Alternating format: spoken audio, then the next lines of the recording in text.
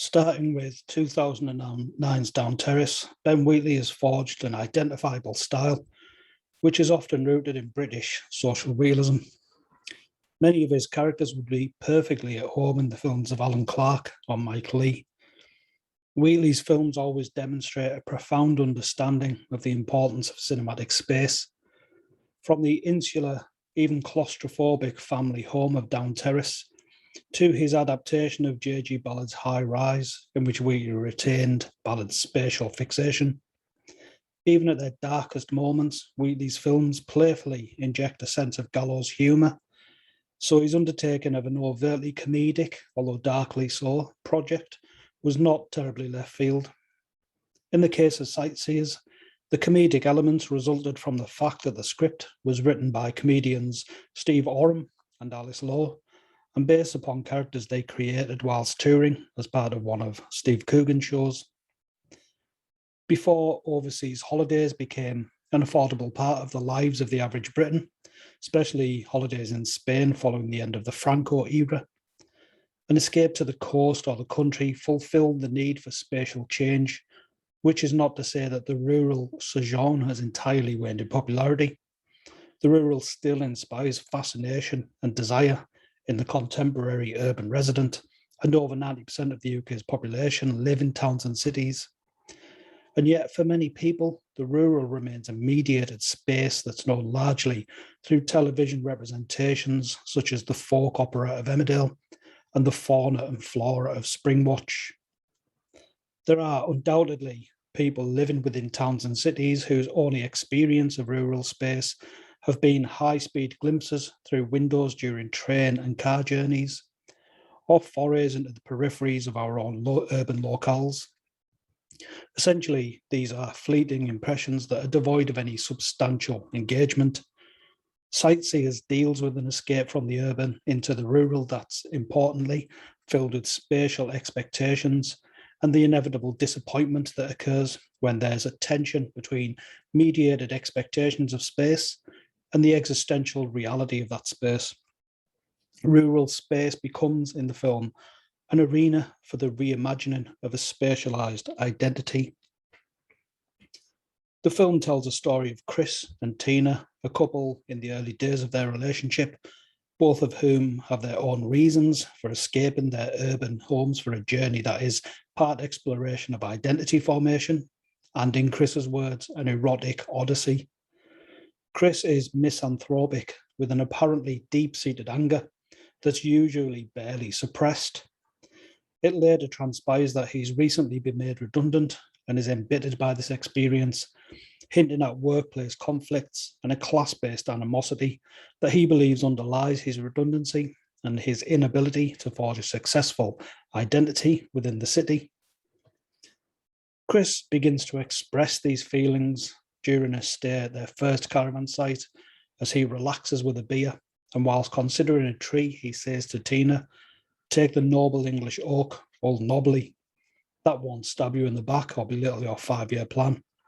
That tree won't steal things that belong to you and put them in another place just to piss you off. That tree won't involve itself in low-level bullying that means you have to leave work."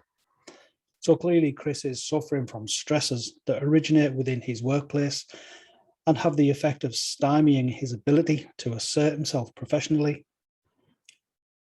Chris's anger issues are exacerbated by the fact that these working conditions have become conflated with the larger space of the urban, and the fact that he projects behavioural idealism onto a tree, a de facto symbol of the natural world, suggests that it's the people within his urban experience that he wishes to set himself apart from, and by extension, the space that he associates with those people.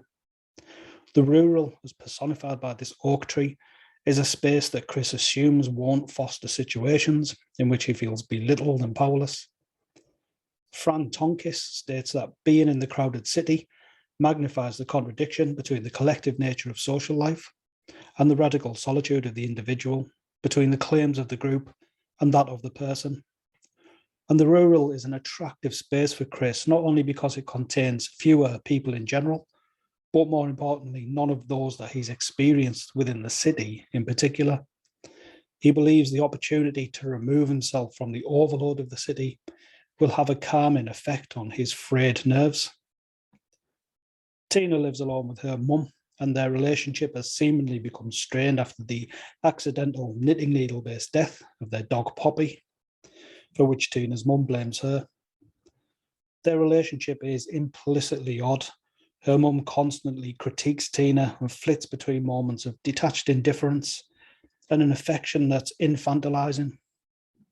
When Tina tells her mum that she's going on holiday with Chris, it becomes an argument, with Tina angrily saying, "I'm 34 years old, I've found someone who likes me and I like him, and I'm going on holiday with him." There's a sense that Tina is fully aware of this infantilization that her mother has imposed upon her, and in stating her age alongside her intention to go on holiday with Chris, she's affirming her status as an adult and explicitly rejecting this infant status.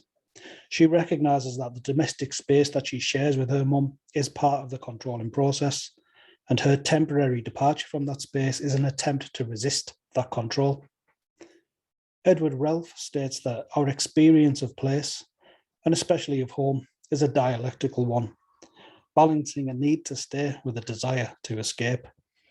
Tina clearly demonstrates a desire to escape the home that she shares with her mum because of the control that her mother exerts, and the experiential limitations the home represents for her. And yet, despite these positive aspects that the holiday entails, there's clearly some trepidation on Tina's part, if not with regards to the romantic commitment that it entails, then with regards to the spatial upheaval that the holiday represents. Just before their journey begins, Chris tells Tina that he likes her room, to which she responds, "I like the bits, but at the same time, if it was all destroyed, I'd be quite happy." Despite the nihilistic tone here, she's describing a process of spatial investment in which she's been able to produce a personal and unique place within the otherwise controlled domestic space. Tina's bits transform the space of the room into a personalised place. It's those objects, rather than the relationship with her mother, that invest the space with meaning. The significance of these bits as her only avenue of an expression of personal and spatial identity is demonstrated in the fact that she brings many of them along with her, as though she's moving in with Chris, rather than simply going on holiday for a week. Essentially, whilst Tina does wish to experience some relative freedom and a temporary escape from her mother's domineering attitude, she's reluctant to sacrifice the investment she's made within her domestic space, and so she transposes that investment via the placing of bric-a-brac within the caravan. While she wishes to commit to new physical experiences, she's at least partly rooted to the familiarity of her urban space. There's a resulting tension between the cognitive, i.e. internally formed spatial expectations that Chris has developed, and the existential reality of rural spaces that he encounters. And this tension is first apparent when Chris and Tina visit the Crouch Tramway Museum, where Chris is outraged by another visitor who repeatedly drops litter, even whilst riding in one of the trams. Chris says to Tina, with regard to this behaviour that fails to treat the museum as a sanctified space, "It's a bloody heritage place." And this anger is due to the idealism which he's invested into a place that represents a past that's so attractive precisely because of its selectively idealistic historical portrayal. Clearly, the time that the museum alludes to wouldn't have seen places being littered with cornetto wrappers, but there would almost certainly have been other forms of litter and antisocial behaviour.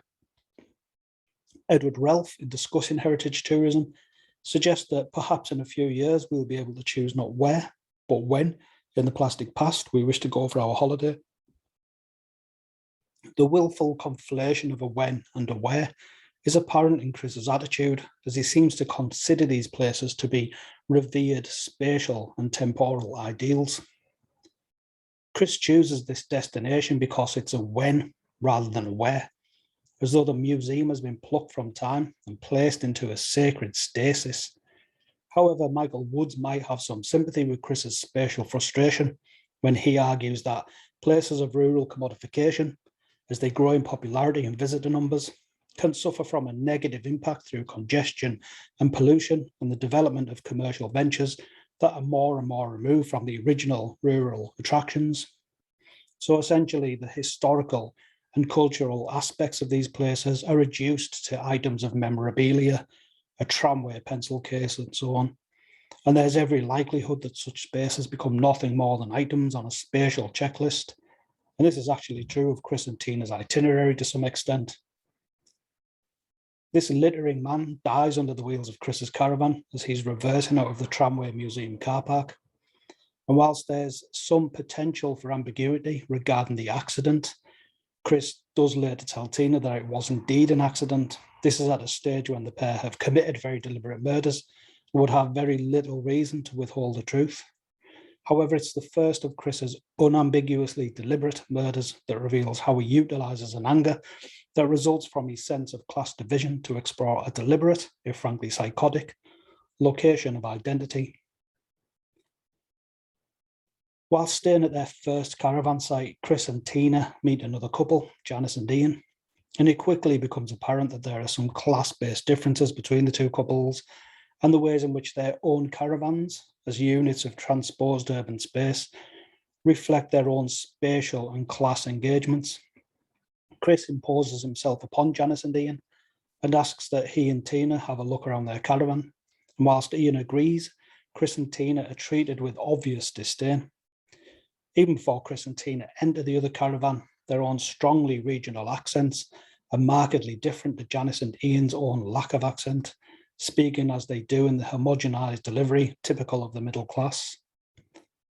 As they discuss their respective caravans, Tina and Janice disagree on the merits of their own particular decor preferences, with Janice preferring minimalism over clutter.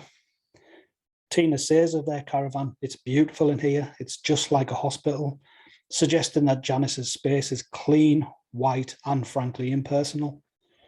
This sterility, coupled with the lack of any apparent spatial investment, certainly there's none of the bric-a-brac that Tina favours, is reminiscent of the architect Le Corbusier's dictum that a house is a machine for living in, a space containing only that which is necessarily functional. Janice and Ian's caravan is a more luxurious model than Chris and Tina's, reinforcing the idea that the couple are more financially solvent and that within the space of the urban, they would live in an entirely more prestigious residential area than either Chris or Tina. And the caravan is, after all, an extension of the individual's urban status.